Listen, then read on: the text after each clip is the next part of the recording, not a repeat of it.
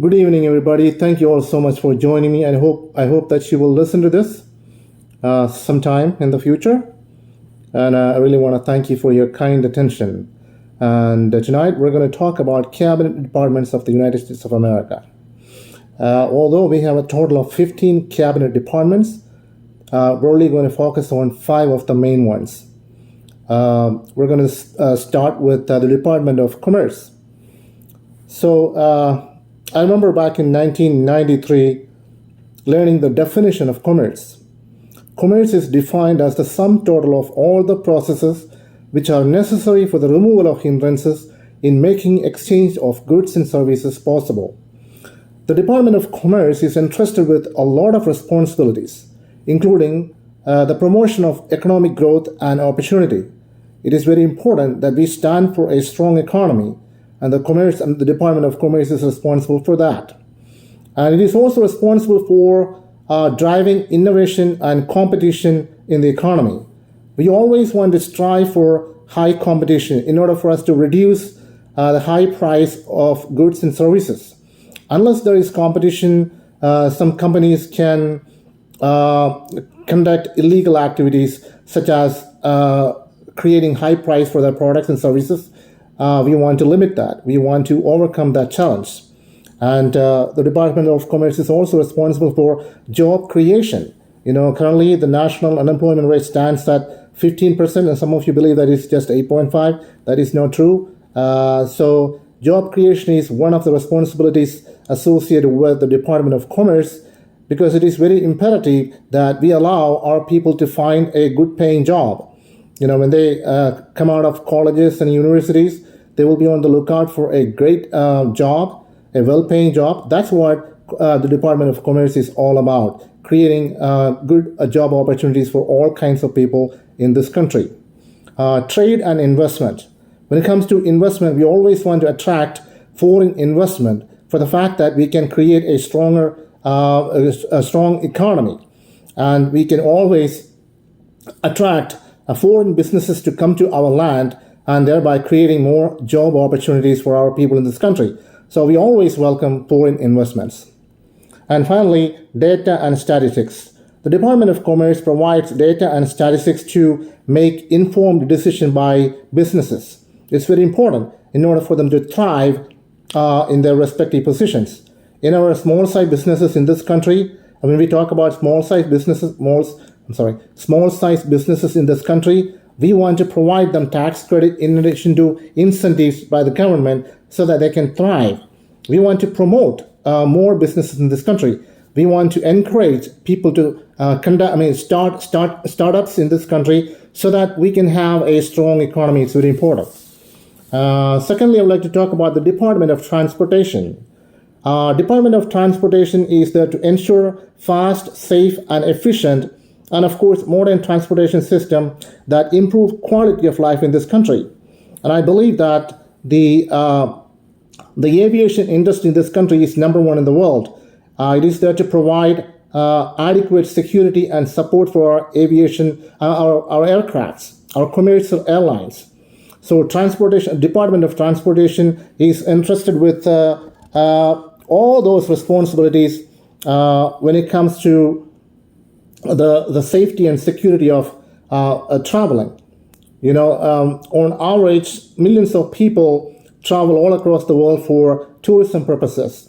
So Department of Transportation is there to help these people to have a safe flight, to have a safe travel. So I just want to take a moment to thank Sean Duffy for his outstanding courage and commitment to be so productive in his position to lead the Department of Transportation to the greatest future of America.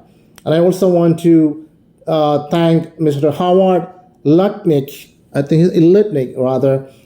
for his outstanding commitment to lead the Department of Commerce in this country. Okay, and let's keep going. Department of Veteran Affairs. Department of Veteran Affairs is responsible for fulfilling promise, which is to care for our veterans. when they come out of duty, active duty, we just want to make sure that they are well respected and well taken care of. That is one of the responsibilities of the Department of Veteran Affairs. In addition to that, providing benefits and services for our veterans, such as healthcare, disability compensation, and pension, vocational rehabilitation, which is to ensure that the disabled people have the ability to find a job, and all those that are looking to find a job.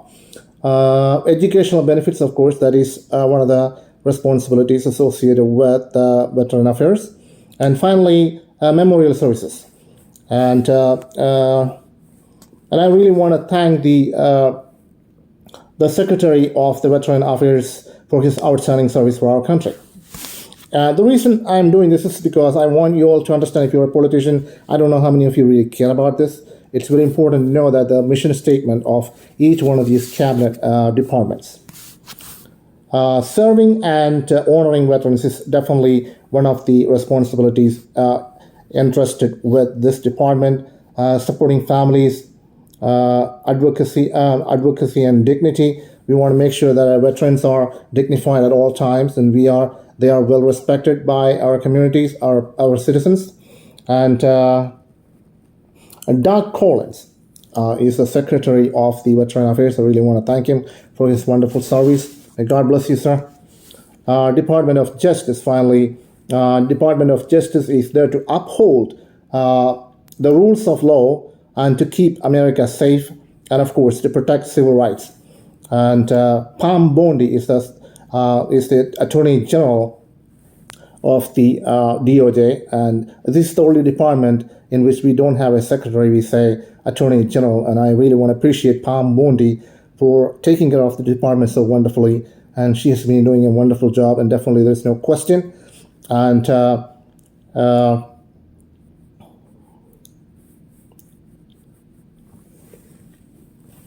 so Department of Justice is entrusted with a lot of responsibilities to assist in legal affairs.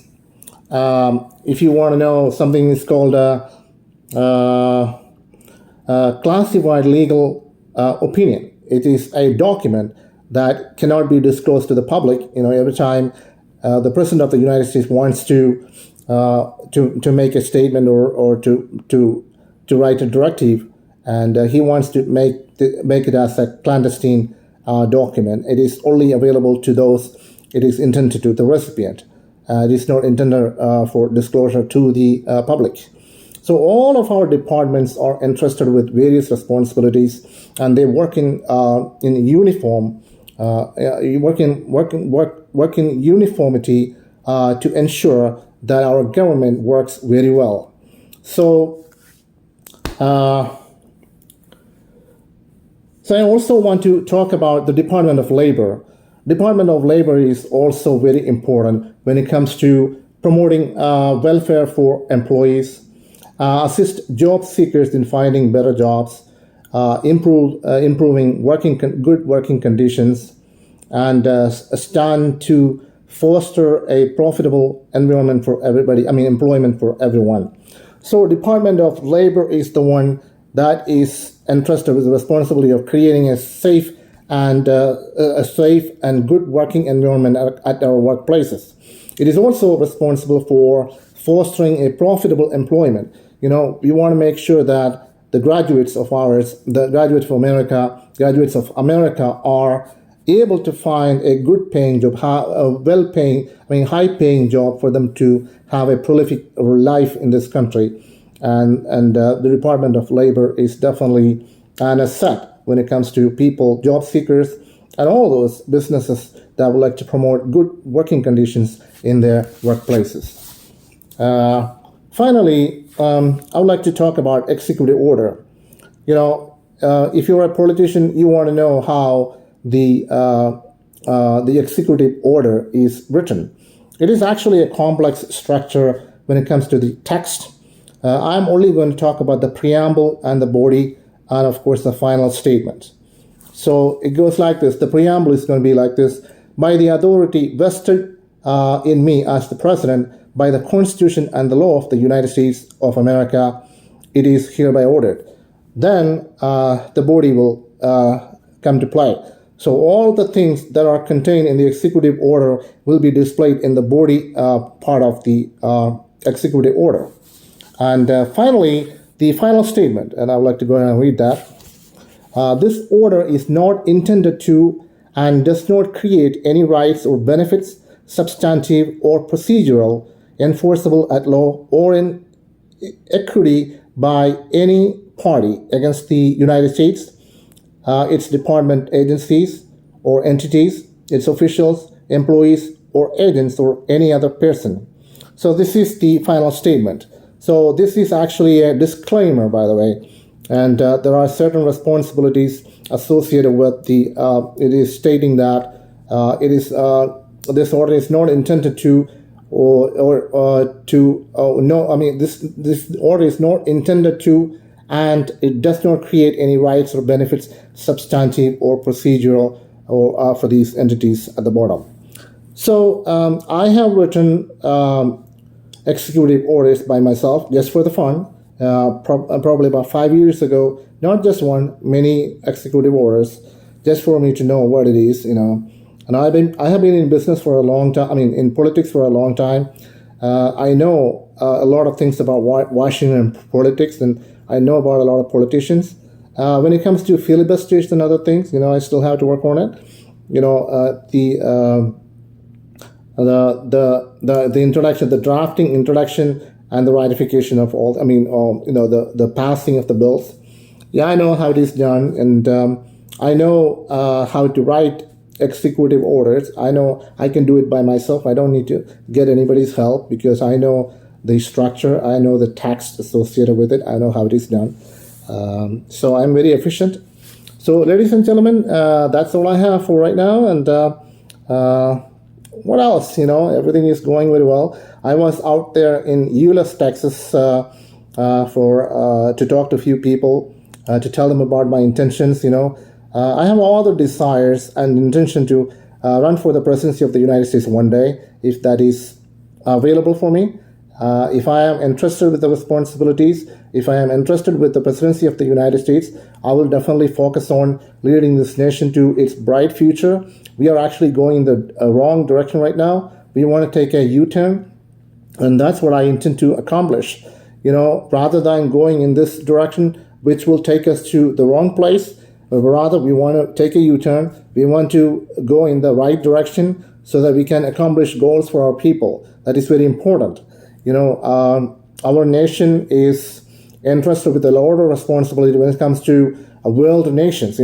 World nations are looking for a greater leadership here, and that is what we want to provide. So we want to have we want to opt for a strong leadership. And Donald Trump is definitely a great leader, and he knows what is going on. He knows his responsibilities, and he's absolutely doing those. And I'm so thankful to him for that. Apart from that, we want to look for a much more better leadership opportunity. And that's what I'm all about. If I am ever given the opportunity, I'm just telling you, it doesn't matter what people think about me. It doesn't matter if people are up there to torpedo my ability to run for the presidency. It doesn't matter. I will stand so firm to make sure that I'm able to be successful. I am able to be triumphant. I'm able to have a burgeoning campaign, if you will. If everything works out fine, my presidential campaign will begin by the end of 2027. That is what is going to happen, is what I'm thinking, based on what I'm hearing from my people, the people that are in touch with me from the government, and I believe that is going to happen, and I am all ready for it. Whenever I am asked to take up the microphone, and I will do that, and I will not move back. I will not take my steps backward. I'm going to continue to move forward because I know that is what I have been called for. There's a mission, that needs to be accomplished. That is what I am all about. I hope you will work with me. American people, you are so good. You are so amazing. You look so beautiful. I really want to thank you. I want you to come in my videos. I want your support. I want you to tell me what you think about me. If you think that I'm capable, I want you to tell me that. If I'm not capable, I want you to tell me that I need to work on certain things. I need to hear from you. That's what I'm looking for. Please help me out. Thank you so much. May God bless you.